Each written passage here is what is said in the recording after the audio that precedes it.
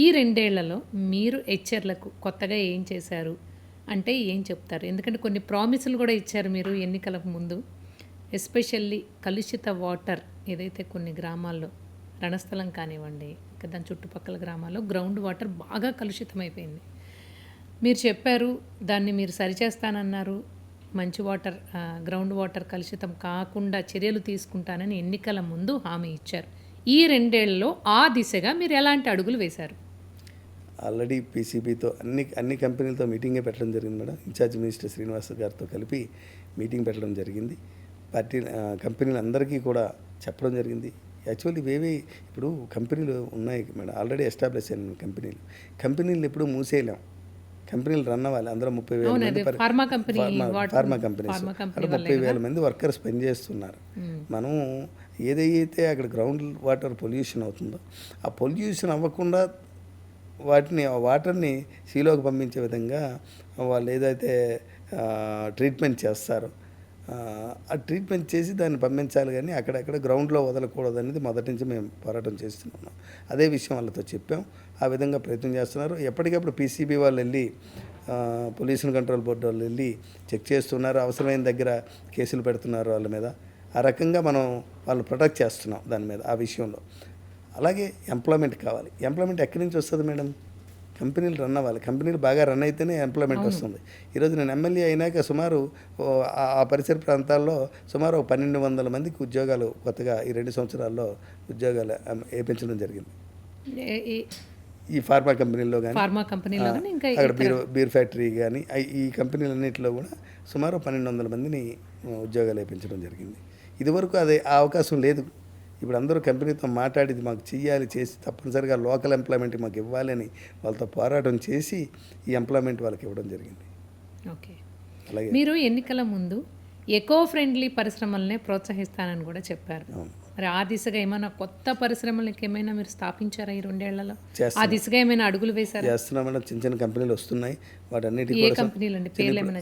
అక్కడ రణస్థలంలో ఇప్పుడే ఒక ఫ్రూట్ జ్యూస్ తయారు చేసే కంపెనీ ఏదో ప్యాకింగ్ చేసేది వచ్చింది.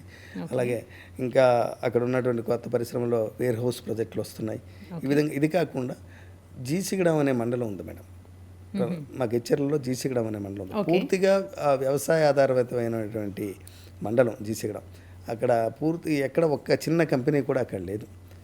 సో అక్కడ ఒక నడిమివలసిన గ్రామంలో అక్కడ ఒక గవర్నమెంట్ ల్యాండ్ ఒక 350 ఎకరాలు ఉంది.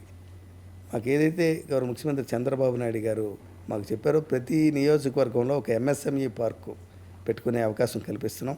ఎమ్మెల్యేలు అందరూ ఆ దిశగా ముందుకెళ్ళండి, అప్పుడే మనకు కొన్ని కంపెనీలు వస్తే మనకి డెవలప్మెంట్ అవుతుందని ఉద్దేశంతో నేను అక్కడ ఆ ప్లేస్ని చూస్ చేయడం జరిగింది.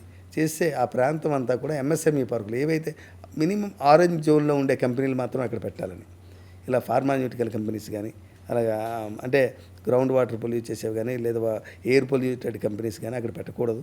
ఓన్లీ ఎంఎస్ఎంఈ పార్క్ లాగా ఎంఎస్ఎంఈ కంపెనీలకి ఫుడ్ ప్రాసెసింగ్ యూనిట్లు అక్కడంతా వ్యవసాయం ఎక్కువగా ఉంటుంది కాబట్టి వాటికి సంబంధించిన ఫుడ్ ప్రాసెస్ కంపెనీస్ ఏవైనా ఉంటే ఆ ఏరియాలో పెట్టాలని అక్కడ ఎంఎస్ఎంఈ పార్క్ కోసం ప్రపోజల్ పంపించాం మేడం. ఆ ప్రపోజల్ జరుగుతూ ఉంది. దాని మీద వర్క్ చేస్తూ ఉన్నారు. త్వరలోనే ఇవన్నీ మీరు ఇప్పుడు ఏదైతే చెప్తున్నారో ఫుడ్ ప్రాసెసింగ్ ఇవన్నీ ముద్రా లోన్స్ వీటి కిందే వస్తాయి. అన్ని ఎంఎస్ఎంఈ పార్క్లో ఎంఎస్ఎంఈ కంపెనీలు అన్నప్పుడు మీరు 10 లక్షల నుంచి 10 కోట్ల రూపాయల వరకు కూడా ఎంతైనా వాళ్ళు ఇన్వెస్ట్ చేసుకునే కెపాసిటీ, అంటే లోకల్గా ఉన్న వాళ్ళని అందరూ చదువుకున్న పిల్లల్ని కానీ. ఎందుకంటే నేను ఎందుకు ఆ పర్టికులర్ క్వశ్చన్ అడిగానంటే, మీరు బీజేపీ ఎమ్మెల్యే.